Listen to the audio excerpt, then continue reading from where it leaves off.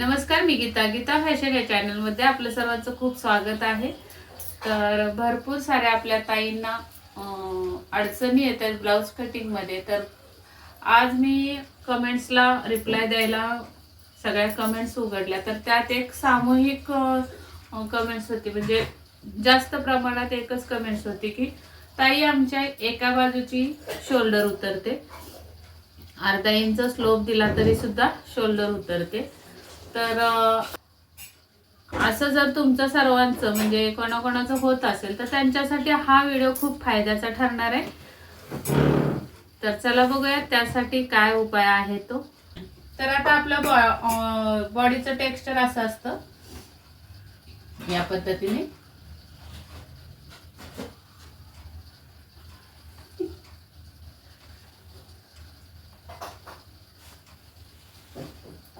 या पद्धतीने आपला पाठीमागचा भाग असतो किंवा ब्लाऊजचा. तर हा जो आहे तो मुंडा आहे, आर्म होल म्हणतो याला आपण, आणि ही शोल्डर आहे, शोल्डर आहे ही. तर सर्वात पहिले तर शोल्डर पडू नये म्हणून याच्यावर मी बरेच व्हिडिओ करून दाखवले तुम्हाला शोल्डर का पडते आणि ती पडू नये म्हणून काय करायचं हे मी आधीच्या व्हिडिओमध्ये म्हणजे परवाच्या व्हिडिओमध्ये सांगितलंय. तर आता तरी सुद्धा शोल्डर पडते हे आता बऱ्याच जणींचं कारण आहे. तर दुसरं एक कारण असू शकतं शोल्डर पडण्याचं मुंडा. तर आता मुंडा कसा काय कारण असू शकतो ते सांगते मी. आपल्या बऱ्याच माता भगिनी ज्या असतात ते घरी काम करून किंवा संसारामध्ये काम करून त्यांचं काय झालेलं असतं, शरीर स्थूल झालेलं असतं किंवा साध्या जरी आताच्या तरुण मुली जरी असल्या तरी त्यांचा पण त्यांच्या मापामध्ये सुद्धा हे आढळून आलेलं आहे मला. एका साईडचा मुंडा म्हणजे जो डाव्या साईडचा मुंडा आहे तो 16 आणि उजव्या साईडचा जो मुंडा आहे तो 16.5 असा भरतो. पण मग आपल्याला काय होतं, आपण माप जेव्हा मेजरमेंट घेतो अंगावर बॉडी मेजरमेंट तेव्हा आपण म्हणतो की अरे मग 16.5 घ्यायचा की 16 घ्यायचा, नेमकं किती घ्यायचं हे लक्षात येत नाही. परत एकदा मोजून घेतो आपण, परत सुद्धा इकडे 16 भरलाय, इकडे 16.5 भरले, किंवा मग इकडे 16 भरलाय आणि इकडे 16.5 असं सुद्धा असू शकतं. म्हणजे उजव्या बाजूची मोठी बाजू असू शकते, कुणाची डावी बाजू मोठी असू शकते, पण एक लहान मोठा म्हणजे दोन्ही समान येत नाहीयेत मुंडे. त्यावेळी मात्र शोल्डर पडण्याचं कारण होऊ शकतं. आता तुमचा जर उजवा खांदा तुमचा मोठा आहे म्हणजे जर 16.5 आहे आणि उजव्या साईडची जर शोल्डर पडती आणि इकडची शोल्डर मुंडा आहे 16 आणि इकडचा व्यवस्थित बसतोय, म्हणजे की याच्यावरून आपण समजायचं की आपण जो ब्लाऊज कट केलाय आणि स्टिच केलाय तो 16 या मापाने व्यवस्थित बसलाय. पण 16.5 जिकडे आहे मुंडा तिकडे शोल्डर पडतीये. मग काय करायचं अशा वेळी, तर 16 कटिंगला घेण्याऐवजी आपण 16.5च्या मापाने कटिंग घ्यायची आणि फिटिंग करते वेळी तुम्हाला 16च्या मापाने 16ची फिटिंग करायची आणि 16.5च्या मापाने 16.5ची फिटिंग करायची. एवढं सगळं करून सुद्धा जर तुमचं परत पण शोल्डर पडतच असेल तर तुम्ही काय करायचंय, इथे आपण स्लीव्ज लावलेली असते, ही स्लीव्ज लावलेली असते. तर मग स्लीव्जचा काय करायचा पार्ट आपण हा ओपन करायचा, म्हणजे इथून स्लीव्ज उसवून बाजूला काढायची आणि कस्टमरला हा ब्लाऊज फक्त बॉडीमध्ये स्लीवलेस सारखा ब्लाऊज घालायला द्यायचा. तरी सुद्धा जर तुमचा गळा पडत असेल किंवा शोल्डर पडत असेल तर 100% तुमची शोल्डर घेण्यामध्येच काहीतरी चुकी झाली. आणि जर तुमचा हा ब्लाऊज परफेक्ट बसला बॉडीवर बिना स्लीवचा तर तुमचा मुंडा हा करेक्ट तुम्ही कट केलाय हे समजून घ्यायचं.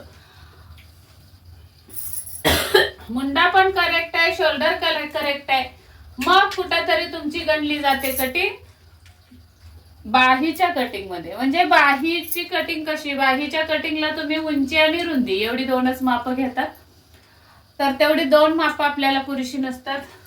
बाहीच्या कटिंग मध्ये आपल्याला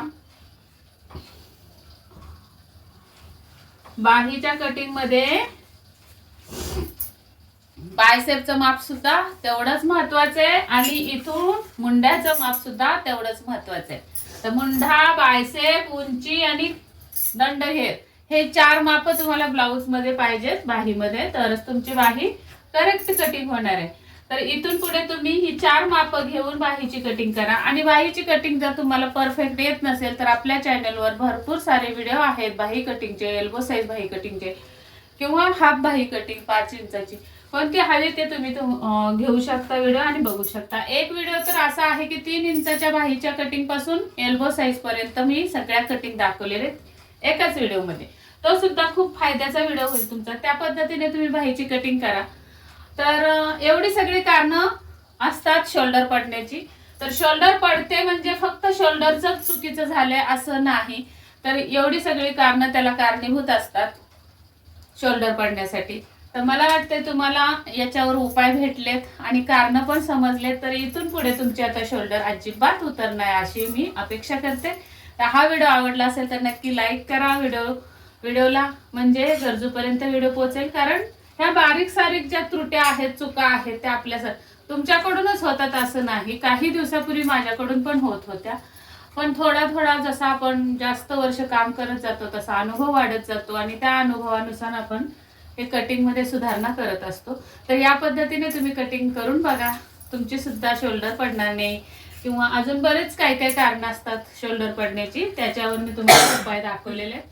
एक तर म्हणजे तुमचा मुंडा कमी जास्त असू शकतो आणि ज्या बाजूचा मुंडा पडलाय म्हणजे ज्या बाजूनी शोल्डर पडते तिकडचा मुंडा तुम्ही चुकीचा कट केलाय, हे 100% होतं. एकाच साईडची जर तुमची शोल्डर पडते तर मग त्या साईडचा मुंडाच तुमचा कमी तरी कापला गेलाय किंवा मोठा होणार नाही पण कमी कापला गेलेला असतो.